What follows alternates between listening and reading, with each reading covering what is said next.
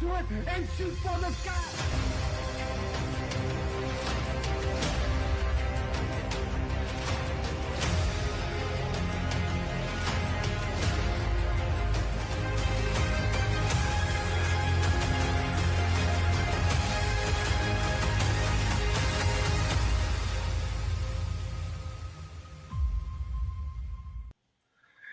All right, and we're live. Hello and welcome to the Ring Post Daily Podcast. You're listening to myself, Jesse Henrik, still your ring general, Mr. Tyreek Ramsey, the Prophecy Champion, Austin Cochran, Joey Hudson, Eddie Wade, and our special guest today, the Ragna-Rocker himself, Krux Muspelson. How are you doing today, sir? Doing all right. Do a lot better if you heathens could pronounce my name. That's why I just turned it down to Krux. It's Muspelson. Okay, I am an actual pagan, and I did not pronounce it right. You just lost some pagan points. I'm so sorry. You should be. That's it. You just That's lost it some for pagan us. points. It's end of the road for us now. It's over. You lost your points, man. You know, I was gonna have Jesse troll you. He said, like, hey, he's getting ready for this interview, and when I heard you were coming as you are, I was gonna tell Jesse, like, you should message him and say, like, hey, we canceled. LOL. No, we never do that. Just troll him a bit. Like, you guys owe me. You guys owe me like $35 in face paint. Oh yeah. All right. Bill it to Jesse. Bill it to Jesse. Well, tell us a little bit about yourself, Krux. Well, specifically what? Because there's a lot to know about me. I mean, you want to know where Krux came from? You want to Tell know us where everything this you want to tell us. meat suit came from? Yeah, this is your stage. Tell us where you came from, what you do, what drives you. Oh. Well, there are two aspects to this personality. Now, y'all have a lot of superheroes and a lot of comic book characters that share two minds in one body. You got the Green Goblin, you got Ghost Rider, you got all these bad boys. Now, this meat suit was raised here in the Chicagoland area. Grew up as a poor Irish-Mexican boy, watching Lucha Libre with his granddaddy, and he had a passion. So he found another poor Irish bastard. What's the language cap here before I continue, before you guys... There ain't really any. Fuck it. I mean, there you go. That's a So short there's a answer. poor Irish bastard that I found playing Pokemon Go. He had a broken back at the time and a broken spirit. And this meat suit got him in and got himself into the business. Now, flash forward a few years. There was a bit of time in between. A little bit of R&R, so to speak. Now, this meat suit went to a little promotion called ARW Pro. And when he went there with his tag partner, they were promised things, big things. But when they got there, they were given a handful of matches and opportunities and then told to hit the road. Now, luckily for this meat suit, he found me. He found me in a little old box. And I decided that it was my turn to take the reins because everybody seems to think that the world is ending. Nah, brothers, the world has ended. Ragnarok is here, and the Ragna-Rocker has followed in suit. So Krux is here to crack skulls, split wigs, and get all the fame and glory I can as we ride this flaming dumpster all the way down to the beginning. Holy hell. That is the best fucking intro we've ever had. Absolutely. I felt like I was watching a You really movie think that entrance you're like a gonna long land time with ago in one a faraway man land. Oh, I came from a faraway land. I was trapped here for decades. And then I found this poor sap, took him over, and we're having the joyride of our lives. We planning on taking it all across the country. Right now, we got Indiana. We're going to Ottawa, Illinois next week. And pretty soon, this flame is going to spread. I was going to say like the California wildfire, but is it too soon to make that joke yet? A little soon. I ain't worried about it. All right, it's going to spread like a... How about the burning Canadian wildfires? How about that? It's okay to make fun of Canadians right now. Yeah, they booed our national anthem, so they deserve it. Yeah, well, that bunch are about as slow as the syrup they got in the bottles, brother. So I don't really think we can say. All right. Well, Joey, why don't you start us off here? Well, you're actually pretty lucky that the best RPD champion in history is being the one to start this off. Ooh. So, my question is what do you do to get ready and prepare for a match or an event? Well, I usually try and sit away from everybody else because they tend to think I'm a little weird. So I have No, my not nice little really. bed in the corner. I get all dolled up and beautified. Try not to stay around any of the escorts because, well, not escorts, but what are they called? What are those gals that walk Ring through the rats? ring but don't really do much? No, not the rats. The ones that get paid, not the ones that get laid. Well, I mean, probably both. But either I'm way. sorry, that's where my mind thought you were going. Yeah. So I don my beautiful face here. I get in my nice leathers here. And I sit there and I get myself pumped, thinking about the carnage that's about to be committed in that ring. All right. Very old school, sitting away from everyone and getting into gear, because that's what I believe, like back in the 70s or 80s, that's what Hulk Hogan did. He wouldn't even sit in the locker room with the guys. Now, granted, they gave him his own locker room, but he wouldn't sit with the other guys. He would go and get ready for everything, and he wouldn't want to be around the people he's about to face. So very old school and traditional of you to keep it that way. Well, very much so. I mean, I don't know if you've noticed this, but a lot of my inspiration is very 80s oriented. I mean, I want to say at one point I even had my trunks up past my belly button. That just sounds like Joey from high school. I was gonna say, it's like, You didn't want to know me back in that day. Speaking of inspiration, I got to ask this off the bat. Yes, sir. I'm noticing a lot of like heavy Wyatt inspiration in your voice. Is that something you do on purpose? Not really a Wyatt inspiration. It's just I kind of went with a mix of Lobo from like DC, and then just a little bit more gravelly when I get serious. So if I get mad, it's gonna be a lot scarier. But this makes me think happy-go-lucky, fun, kill everybody, mercenary. Think twice about it later. Oh, geez. Kill everybody. We gotta cause carnage. Look, Well, I meant What? that as a compliment, so I just wanted to let you know. Well, at least you're not the one holding the belt right now. I don't have to worry about you yet. Ty's got a belt. Oh, I see it. That yeah. nice shiny thing right next to you calls my name. Please yes. take Ice Cube out of commission I call over here. all. I call all. But anyway, Krux, what would you say was the most painful spot or bump you've kind of been on the receiving end of, like, out of your career so far? All right, so it's tied two ways for different reasons. Now, there was one time when I decided to walk into the ring, both feet over the top rope, and I got stopped. And they decided to shake that rope up and down. And my little Cruxies were in a bit of pain. Oh no! I will tell you that. That's Not the correct. That's definitely the worst kind of pain. The little Cruxibles were Cruxibles.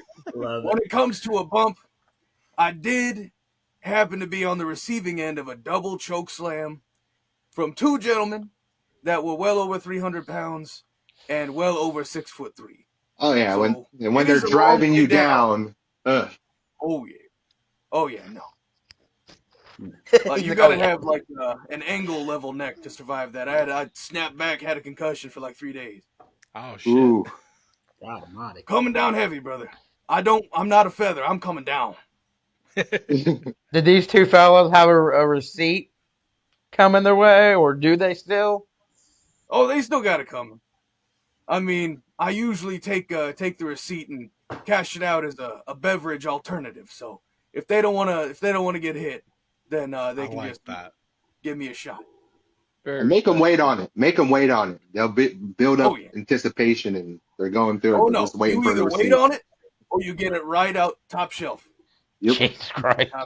I love that idea. The liquid receipt. I'm not Now, gonna look, lie, this I is- would take it fresh out the gate and just get it over with because I think the weight of taking it would be more painful than actually taking it. That's the beauty of it. It's up to him. yeah, Yep. exactly. That's the Yep. beauty of it. You know it's coming. I'm in your head. I don't need to be anywhere else but in your head.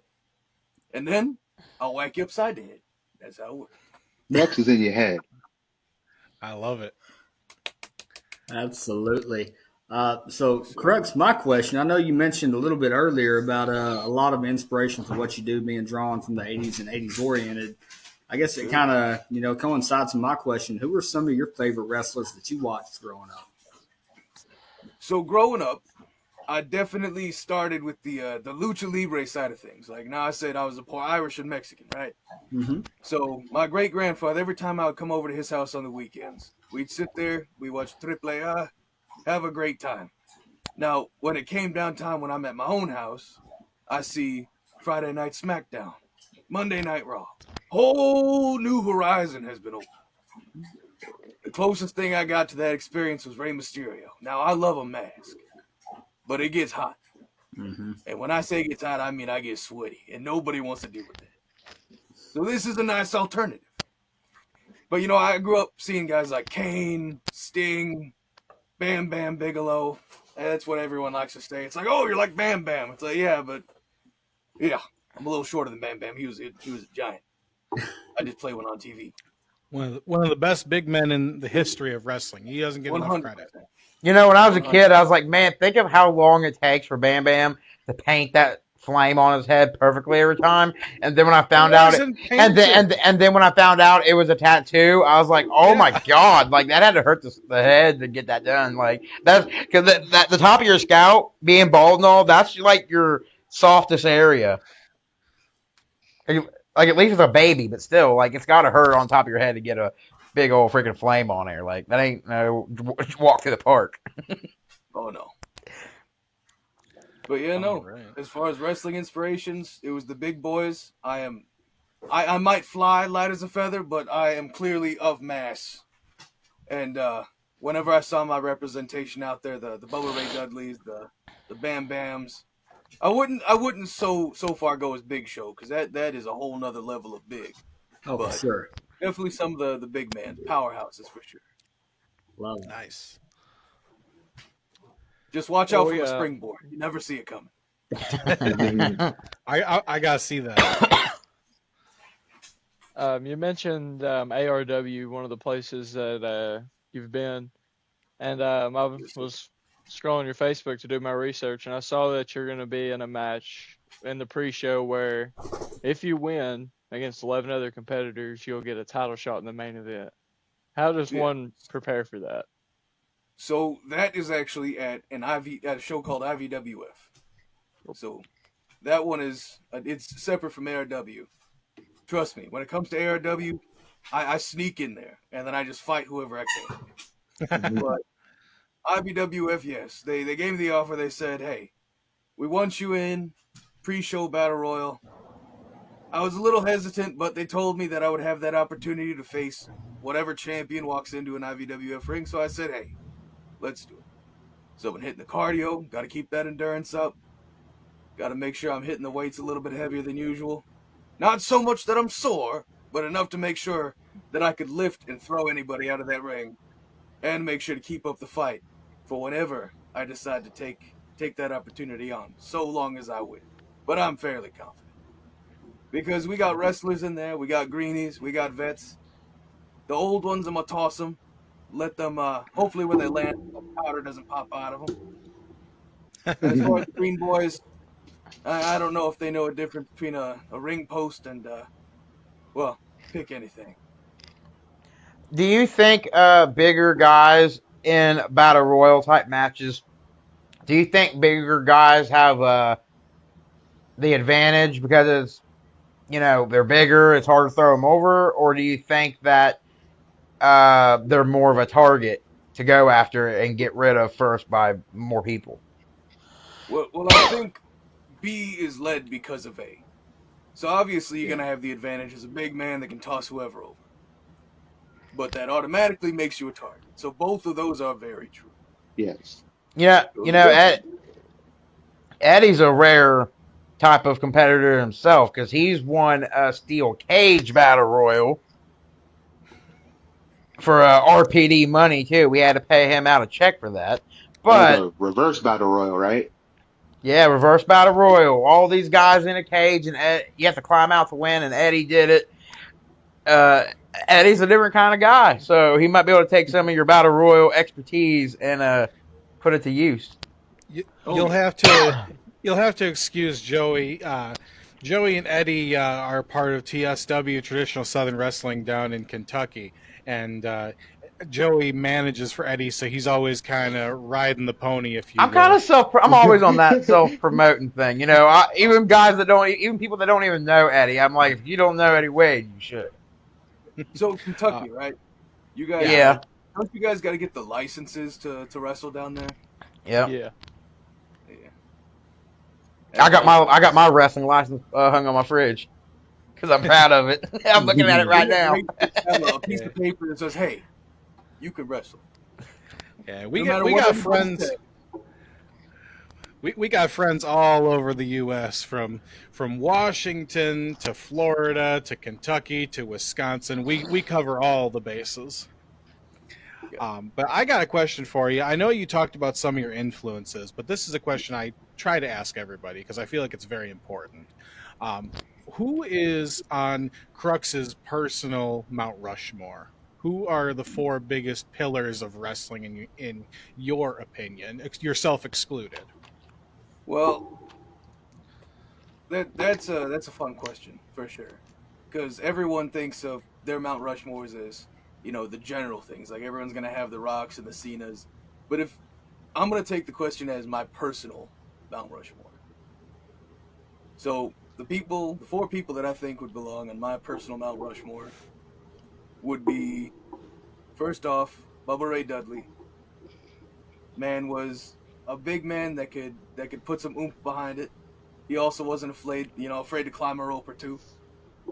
I mean, when you have one of the most protected finishers in wrestling history, I think that definitely shows the level of respect that everyone in the back room had for the man. Him and Underrated singles career from him too. 100%. But then again, you have the booking mind of Vince McMahon, so. Yeah, we don't talk too much about Vinnie Mac around here. We're pretty glad that he's gone. Hey, Except for Joey. He's got that boomer mindset that wrestling couldn't evolve past Vince McMahon. I didn't say that. I still like the guy. Look, love or hate the man, he's I would say a shit person, no pun intended, but without him taking over his daddy's company, we wouldn't be where we're at. Mhm. Does that True. justify anything? Nothing. Does not justify his actions at all. But you can't deny legacy. Right. I mean, necessary evils and all that, right? Yeah, And that's not just a heel shtick. I sort of take the stance, same stance with Vince as I do with like Chris Benoit. It's a situation where you can respect everything he did for the business. He definitely belongs in the history books, but that's where he belongs. Oh, Jesse said the Wrestling C has word. evolved. I always say separate the art from the artist. That's what you got to do. That's fair. Absolutely. But Oh yeah, I mean, like everybody loves KFC, but I mean, if we all knew, if we all went through the dark secrets of what the Colonel did, I mean, hey, You would know, Joey. I would. I live in Kentucky. I've done my research. You got 3 more. You got 3 more people left. all right, so yeah, Bubba's definitely up there, number 1. I would also say that just because of the ambiance in general, it would have to go to Kane. I mean, I grew up being a huge Undertaker fan, but the more that I learned about the business, the more that I watched everything unfold. Plus, I did live in Knox County, Tennessee for a minute there, so Oh, okay. I had Kane as my mayor, which was pretty awesome. That's Yeah. But the I mean, world we Kane's live always in. been one of my guys. I've always I loved mean, Kane. hey, I got a buddy's named CMOS Dave. He says everything is wrestling, and he has yet to be able to have anyone prove him wrong. So I'll say that. That's what it is. He'll never be Glenn Jacobs to me. He'll always be Mayor Kane. But yeah, You know how crazy is it in the cosmic realm of all being that we live on this spinning blue marble that's exactly far enough away from the sun to have us living, and at the same time, Kane was once mayor.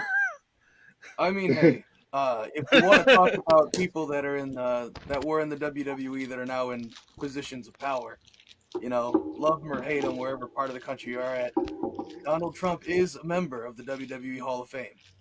That is also true. So just keep adding the crazy, brother. Look, this world is pure chaos. It could be worse. Snoop Dogg's a Hall of Famer. Snoop Dogg is. It's crazy. It's just crazy. Snoop Dogg, Donald Trump. Oh, Yeah, I was about to say. I'm just saying, it's like there's a celebrity wing, but when you think about who's not in the Hall of Fame and to think that Snoop Dogg is in the Hall of Fame, I'm just saying. That's what I'll say. Snoop Dogg is everybody's cool uncle at this point. Oh, yeah. Mhm. Imagine telling someone like in like 1998, like Triple H and The Rock's gonna run the WWE. Kane's gonna be a mayor of somewhere, and Snoop Dogg, which back in '98, he was still Crippin' and Blood and all that. Oh, he's gonna be in the Hall of Fame. Like, I mean, imagine someone telling someone, "Oh, the Undertaker, he's gonna run a podcast." Imagine telling someone all this in the '90s. They'd have been like, "What are you smoking? And can I please have some?" But that's what was cool about Kane is that the Undertaker was always the Undertaker or the badass because he was keeping the character, but Kane, he flipped into corporate Kane or a few other comedic roles, and so that's what was cool about Kane. You saw different sides of him. Yeah, the thing I love about Kane, the reason I put him up there, is he went through so much crap, like trying to get in. I mean, he was a dentist. Yeah, He was Isaac Yankum, an evil DDS, dentist. fake Diesel. The man was a Christmas tree, for God's sakes. I mean, The Christmas creature. a Christmas Yes. But yeah, you go from Christmas creature to dentist to fake Diesel, and now you're the brother of the Undertaker. I mean, And you show yourself, you go. I mean, he played with that character for years. Not to mention, even when he was kooky, he was still badass. What was your favorite version of Kane? Because I gotta say, mine particularly was like the 2009 like bald baseball glove Kane, where he was just tearing through everybody, won the Money in the Bank. that's my Kane. Betrayed the Undertaker. No, 100%. I mean, when Kane gets the almighty push like that you got to put him up there. And he looks Mine was spooky. 2004 Kane. Money on Mask.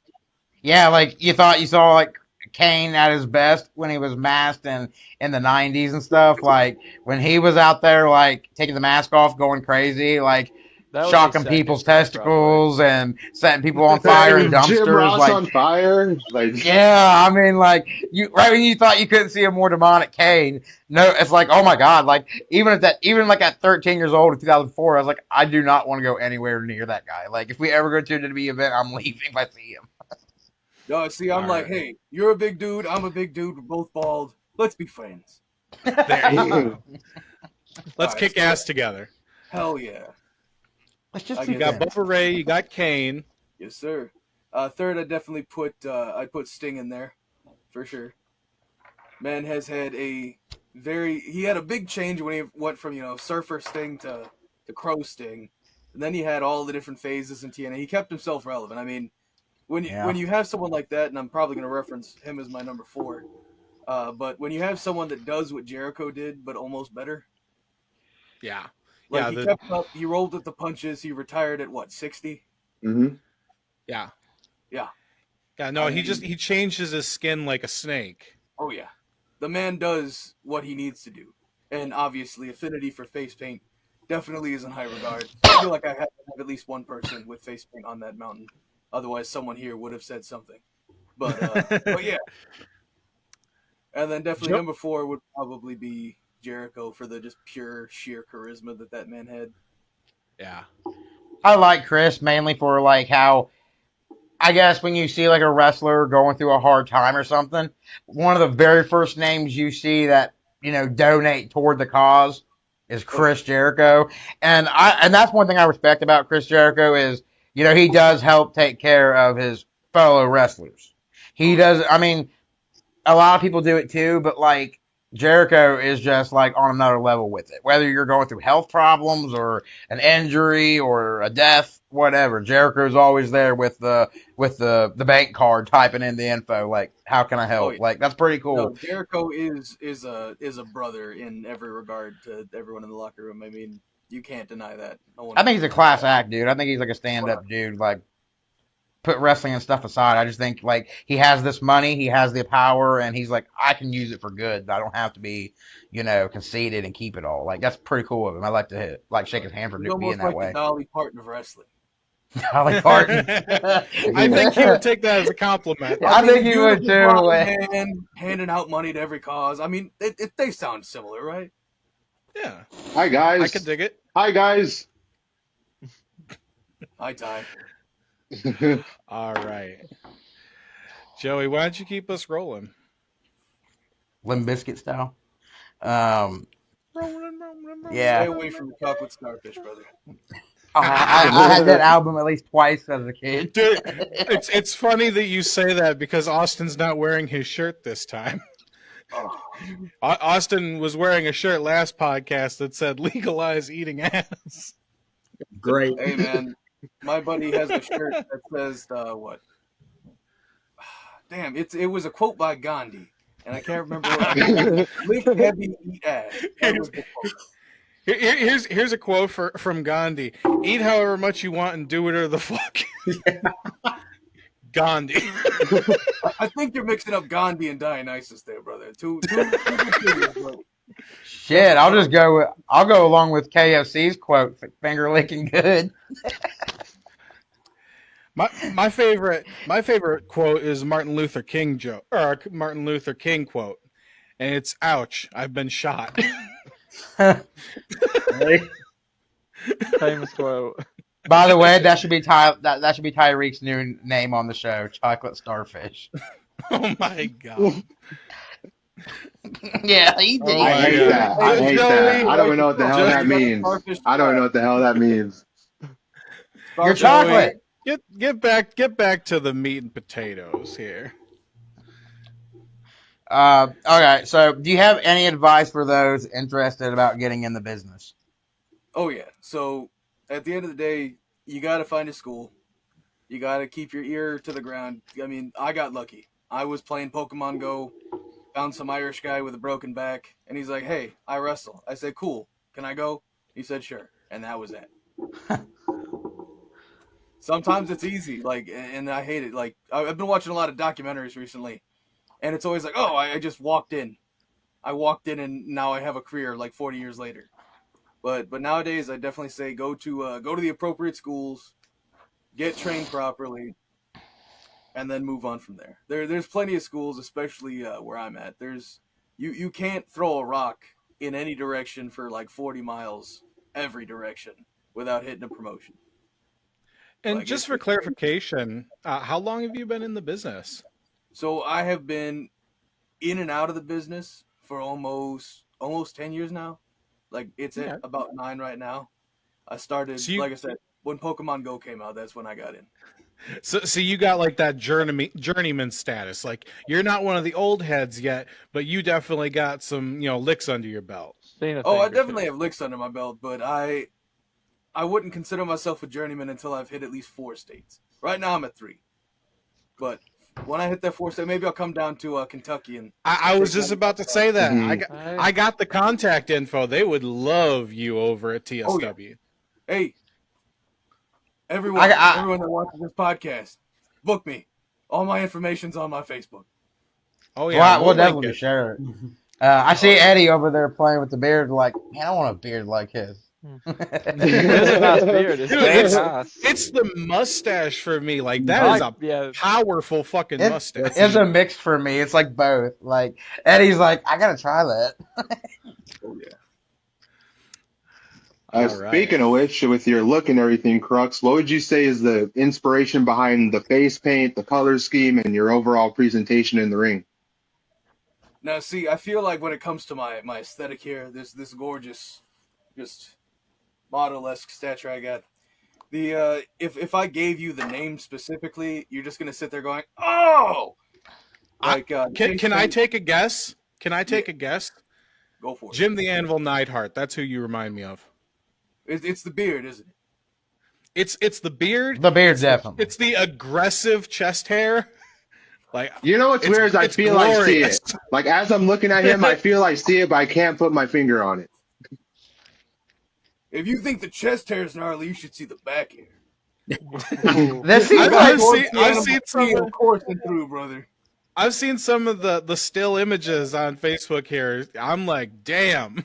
Like, brother just walks into a zoo and they like try to put him in a cage. Look, man, all I know is my back hair gets more heat than half of these guys try to get in a night. So I can see this guy having a live stream on the dark web.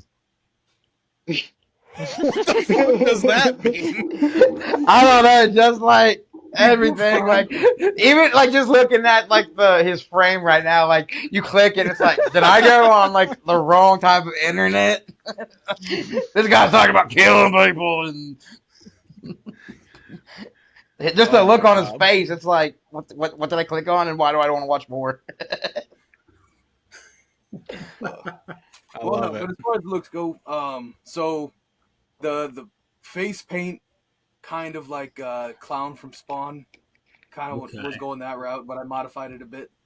What is it? The jacket, I got the one sleeve cut off with everything, a couple of the little metal pieces. That was a reference to Kurgan from Highlander back in the movie.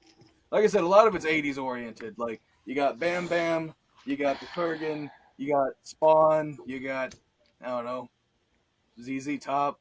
Who's the band that played Black Betty? Ram Jam. You got Ram Jam going on. There you go.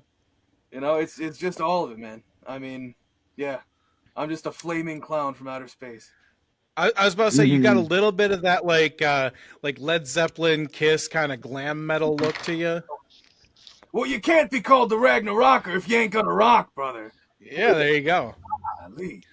It's in the name. It's in the name. All right. It's not just a pun. I rock. I actually have my own entrance music that next show I'm at. It's mine. I made it. That's awesome, man. You know, you bring up the face paint, and like I'm notorious on this show for having what we call Vince Russo ideas. But oh god, here we go. Have you ever thought about just like maybe getting the mask, like the paint, like permanently tattooed on you so it never wears off? You never have to repaint it on. You know, I thought about that, but in my my shoot job, I don't think they'd appreciate that too much. Plus, the amount of yellow that they would have to use to keep this on. Please tell me you work with like children, like you're an elementary school teacher or something. That'd be awesome. I work in the schools, yes, but I am not a teacher. What? Yeah, That's awesome. How'd you nail that? Okay, Jesse had the script, but I have the script, Ty. I have the script. I knew it. what do you Yeah, do out of great. school? He's got my W-2. What do you do at these schools? I gotta know. I don't set them on fire. That's all you need to know. Yeah. I was about to say we can't go too far into it. Even someone like Grayson Waller used to be a teacher. He used to show up and have like the school with like black eyes and everything. They'd be like, "What happened to you?" They didn't even know he was a wrestler. Yeah. No, it's funny. Like half the people I work with, they're like, "Hey, aren't you the wrestler guy?" I'm like, "Yeah." Like, that's how everyone knows. That. Doesn't even At my try to. last That's job, me. They didn't call me by my first name. They didn't call me by my last name. They said, "Hey, where's the wrestler at?" Not even the wrestler, the wrestler. Yeah. And then it's so interesting too, because I feel like a lot of wrestlers, they either really embrace like that part of it and be like, yeah, of course I wrestle, or they don't want anybody knowing about it. Like last year we had a SoCal wrestler on. His name was El Flaco Loco. He's out in California. And he is, he's full luchador, has got the mask all the time. He doesn't let anybody know that he wrestles. And it's a cool dichotomy between the two, just seeing some people embrace it and some people completely like keep it to themselves. It's like the when it comes to superhero luchadors persona. especially, there's a part of culture that goes with that. Like I said, I was into lucha libre before I was into pro wrestling, and definitely I'm a huge nerd, so I delve into everything. And I had the internet at my fingertips, so I just gone. Like, Dial up. luchadors are definitely not gonna want people to know. Like, it's a whole code within the system, and if you know, you know. But otherwise, they're gonna be very. This face is my ring face. This face is my personal face. They never, like, unless a storyline calls for it way down the line, those two never exist at the same time. So, Spider-Man and Peter you Parker. talk about, yeah. You talk about down the line. I've heard you mention that a couple times now. So before we move on to our next question, a little bonus. What is the kind of the 5-year plan or the 10-year plan? Like, where is it that you want to get to with this? Well, I definitely within the next 3 years, that's the short-term goal. Like, I'm gonna see if I can just, steamroll on with that path. The goal is to get to the corporate level within the next 3 years, for sure. I mean, I definitely appreciate the style that they had at Impact back in the early 2000s, but I haven't really seen too much of everything yet. And since I'm not a college athlete fresh out, I'm probably gonna have to wait a little bit longer when it comes to WWE. So I figure, start somewhere, maybe AEW if I really have a death wish. But, there you go. But I was gonna get say, to the corporate level at some point, and then move from there. I could definitely see you fitting in well with the NWA crowd. I think they would really dig you, especially that whole the reverence for the '80s kind of aesthetic and the style. Yeah, I can see that. I think that would be dope. Hey, at least in AEW, like at least you might not get the wrestling in front of the fans experience, but you might get like the experience of wrestling for a major promotion. But could also get injured. I mean, that's always fun in AEW. Show up to wrestle on a 20x20 and you're wrestling in like a 12x12. Yes. Hey man, my style is simple. I mean, I forget. One of you guys asked about my style and how it incorporates with the image and everything. It's like my style is very simple. My spirit is that of a giant in a realm far away, but a giant nonetheless. So all I'm gonna do is stop you, pick you up, or put you down and squeeze you. That's all I gotta do. I'm gonna squeeze you. I'll lift you in a bear hug. If we're at the end there and I think I got you, I'm gonna squeeze the life out of your noggin. That's what I do. This is why people poop in the ring. Claw. Make them squeal like a piggy. Oh no! Could you imagine him versus Cousin Frank, like two beefy guys? I was thinking about that. Dude, we got to get this guy down to TSW. I swear. See, if I'm going against Cousin Frank, I'm gonna do like Hurricane Ranas and stuff because I know he can support me. Okay, see, you're familiar with Cousin Frank's work. I know all of you. I've been sitting here pondering my orb the whole time. Frank's a big boy. He's somebody's cousin. He's not my cousin, but he is definitely somebody's. Well, right now, I believe he would be considered Eddie and Joey's cousin, being part of the Brotherhood. Man, oh man. Oh, could you imagine Krux as part of the Brotherhood, turning in the yellow and the orange for the black and the white? Pale skinned men with bald heads be in a group called the Brotherhood. Don't do it. They just they bring you in and they kick you out. Yeah, you don't need to join the Sisterhood of the Traveling Skull logo. Hey, me and Eddie can say that we enjoy what goes on together in the Brotherhood. So we don't know any of these bad experiences. For now. Look, man, if I set a crucifix on fire, it was pure accident. I promise you that. All right. So Talk too much about Frank and the Brotherhood. I got a little anxious there. Looking over your shoulder. right. Join the dark side. So Krux, I've actually got a question. I guess it's kind of somewhat adjacent to what Jesse asked. So with it still being relatively early here in the year 2025, I really wanted to ask what are some of your goals for this year, both inside and outside the ring? So as far as inside the ring goes, I definitely plan on getting a foot in every door that I can and going as far in each of those doors as I possibly can. If I can end the year with at least one title, then I'll be happy. But if I can end the year with people realizing that I am a force to be reckoned with, then 2026 is the year that I take everybody's belts. Love it. Outside of the ring, Love it. Just trying to make it, man. The economy is burning to a crisp at this point, and I don't even like how bad it's burning. But outside of the ring, sell merch, make money, and Look. keep on moving on. Shoot, yeah. I'm a simple man. I work, there you go. I wrestle, I eat, I sleep, I drink. Probably a little too much here and there, but who doesn't enjoy a couple extra libations on top of what you should have been doing? Hey, if Stone Cold Absolutely. can get away with it, I don't see why anyone else can. That's it, brother. I'll down Stone a bottle of Fireball purely for gimmick. Dude, Stone Cold was able to get around a no drinking clause, part of like a court order, because part of his character on TV was drinking. So he literally was able to get the courts to change their mind about it. Look, say what you will, and you can be a fanboy of Stone Cold as much as you want, but he's just a Sandman ripoff, and that's all I'm gonna say. That's all I'm gonna say. It's not wrong.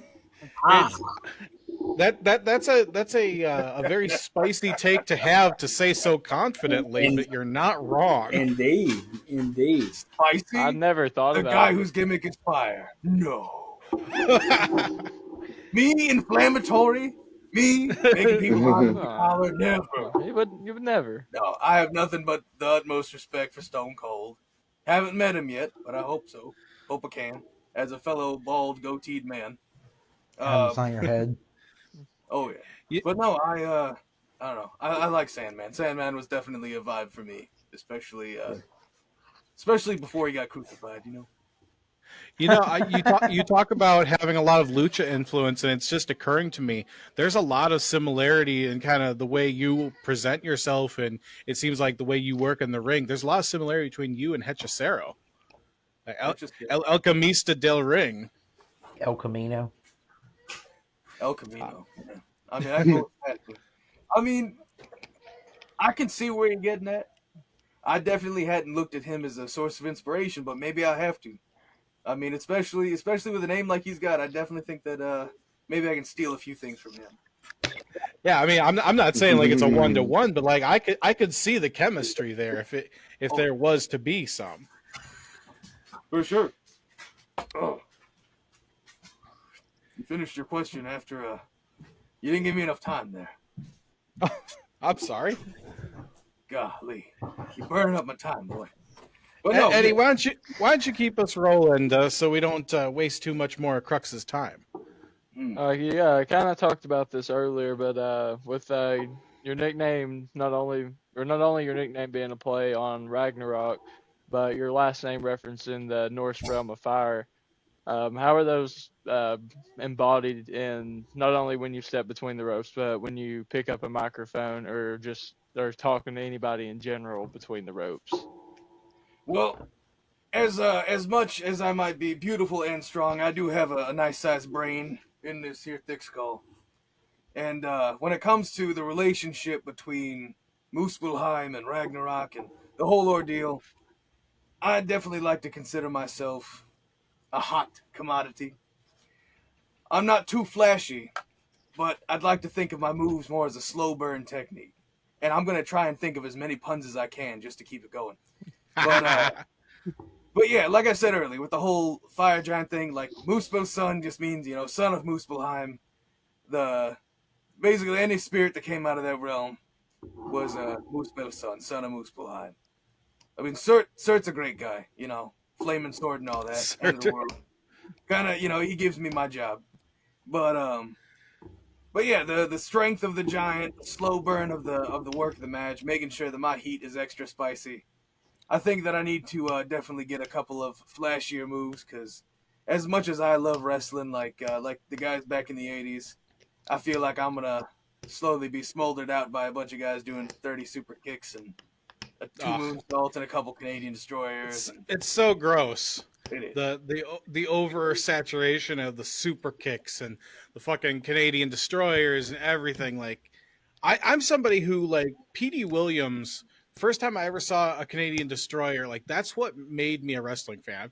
I've told that story many times on the podcast, but now I see people doing it every single fucking night in like AEW and bullshit, and It partly pisses me off, and then like it just makes me sad at the same time because like Oh, that's yeah, such an 100%. amazing move, and it gets overexposed. Oh yeah.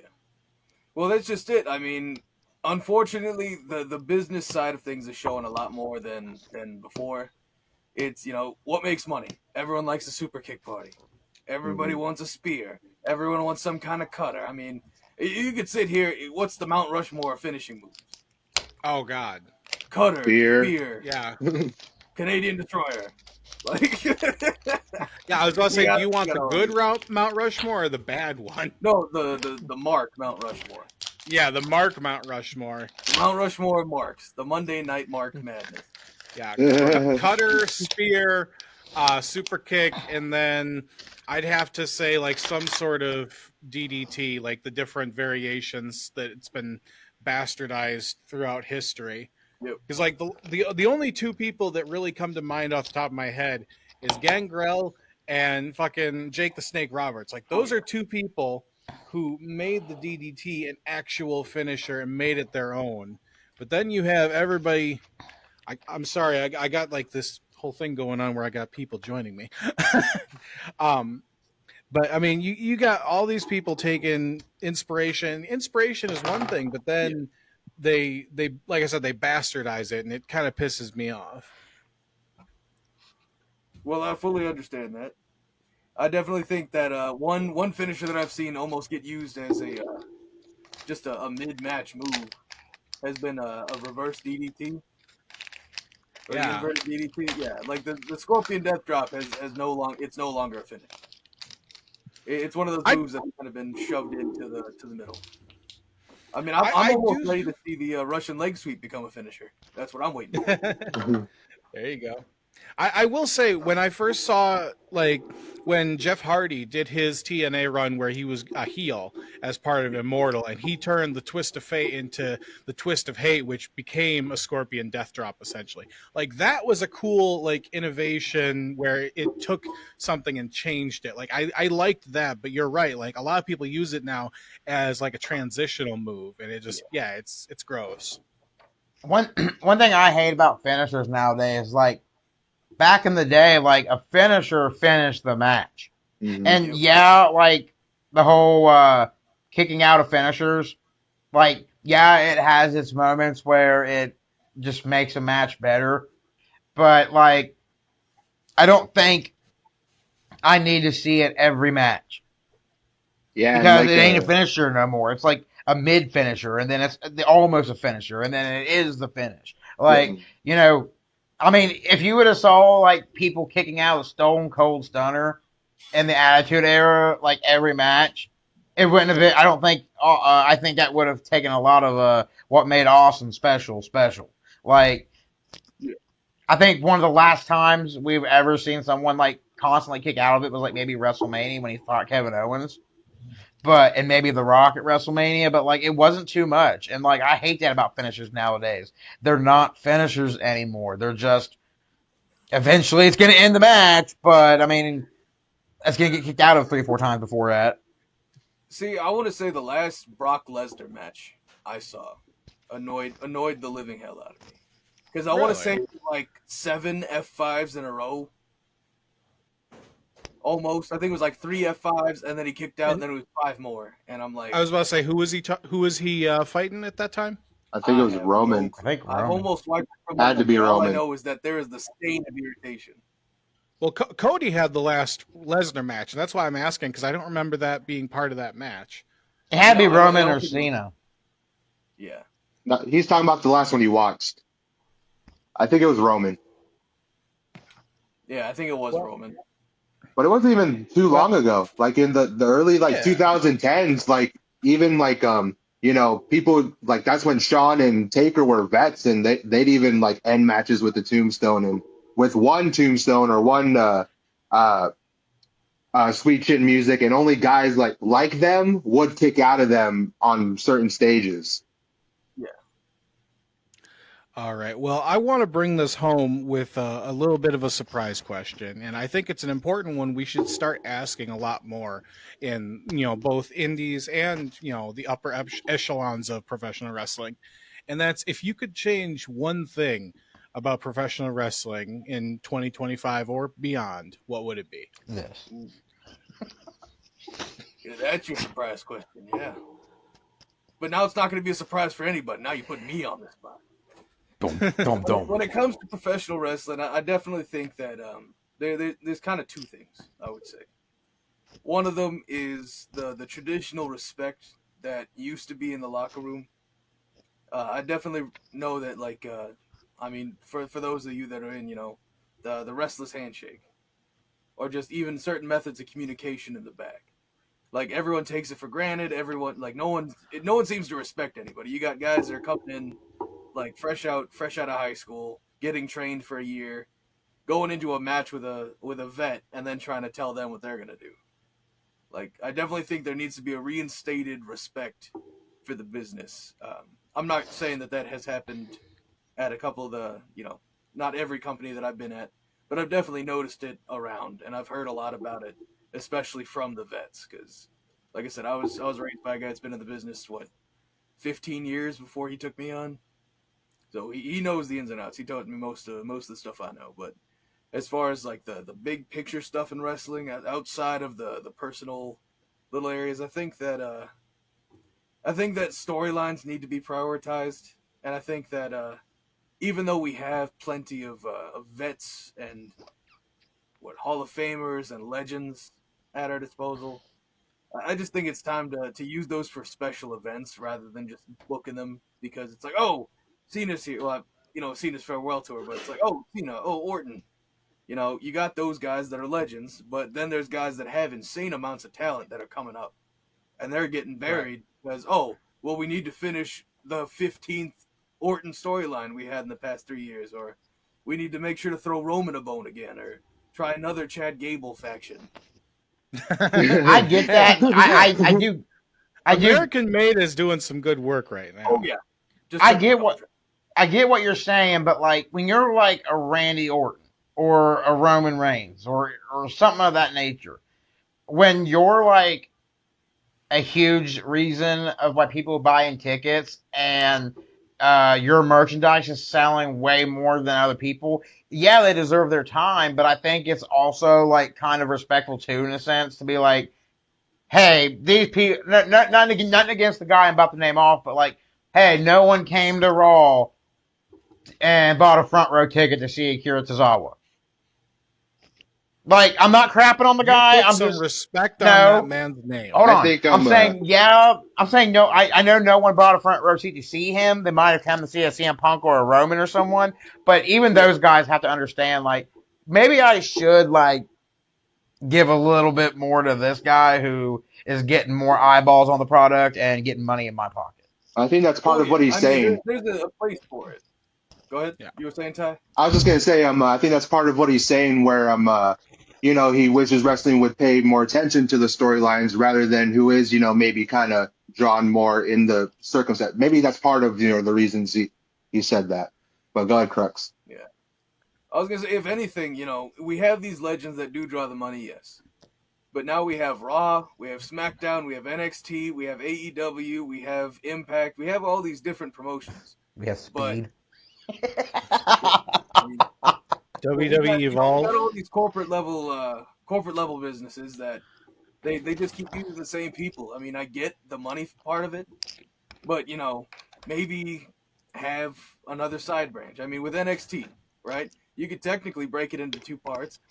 You could bring back, a pseudo ECW, showcase the guys that have different styles. I mean, they had 205 Live, right? Yeah, they did. Make entire factions to show off these different levels. I mean, fans are gonna want what they want, but at the end of the day, most marks they're gonna be happy to see the Ortons and the Cenas and the whatever. I mean, we have the proper Ring General at the corporate level. No offense, maybe offense, but we have guys like that finally got their time to shine. It took them forever. It took a lot of stars leaving. But he's doing amazing. I mean, you got these guys that have the talent to do it, but they're just, we know that you're amazing, but we got Punk back online, or we got, we're gonna have Ric Flair come back out of retirement again. Please, and God, suddenly no. you lose the bunch of storyline. You know? One more match. No. One more match. Oh my God! Imagine Ric Flair coming out and being like, "Screw it, I want a farewell tour as well." Like, bro, you had like 10 of them. Like, take it and leave. Nah, see, I'll give it 2 more years. We're gonna have Hogan versus Flair. Oof. Oh We're man. gonna Are have you asking for a car crash? Oh Yes. my God. The amount of NDAs and lawsuits within that match alone. Terry it's Funk, gonna be he's a- like, but it's gonna be a barroom brawl. It's gonna be a work. You know, they're at the bar and they just decide to kick each other's ass. You're gonna get No, your now, woos. if you listen to one of the later Chris Van Vliet interviews, it's going to be Scott Steiner versus Hulk Hogan. I'd watch it. Dude, I fucking love Scott Steiner. Like, he is somebody who came into the business and absolutely has not given a single shit at any point in time. Look, man, you got to put respect on the greatest mathematician known to wrestling. oh my Yes, God. absolutely. Look, the more Put that I Hogan watch in the- that promo, the more the math makes sense. And I don't know if it's because I'm just losing it or if it makes sense. And we've just denounced it this whole. I'd like to see Ric Flair versus Nia Jax.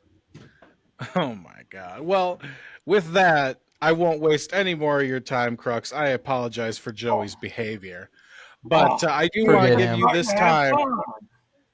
I want to give you this time to go ahead and plug any of your upcoming dates. Let us know who you're working with and where people can find you. All right. Well, the next show that I will be appearing at is down in Ottawa, Illinois, on March 22nd at Alfano's Pizza for a little promotion called IVWF. IW. There's a lot of letters. Just go check me out at get_Cruxy on Instagram and on TikTok while it's still up. And then, I'm pretty sure that you guys will be sharing this on Facebook as well. So make sure you follow them on Facebook so you can follow me. But I got that coming up on the 22nd. Got the Battle Royal. I plan on winning it, and I'm taking a belt home, I swear. Did you say this is taking place in a pizzeria? Yes, sir. Hey, that's fucking awesome. It really is. Here, God dang! pizza, Like, wrestling. Can you really argue?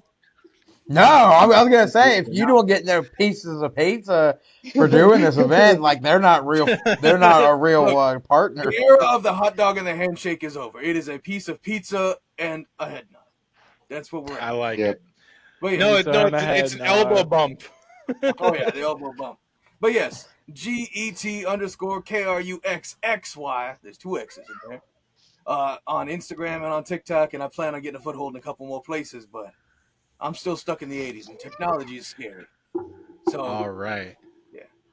Well, thank you so much for being on, Crux. We really appreciate you, and I think you're someone that we're going to pay attention to your career very closely over the next 12 months because I want to see what happens now. good. Like I but said, from- give me that booking. Give me the cousin. Yeah. Come back when you got a belt, kid. Who knows? He might even show up at a TSW ring. You never know. Did you say But come back from- when I have a belt?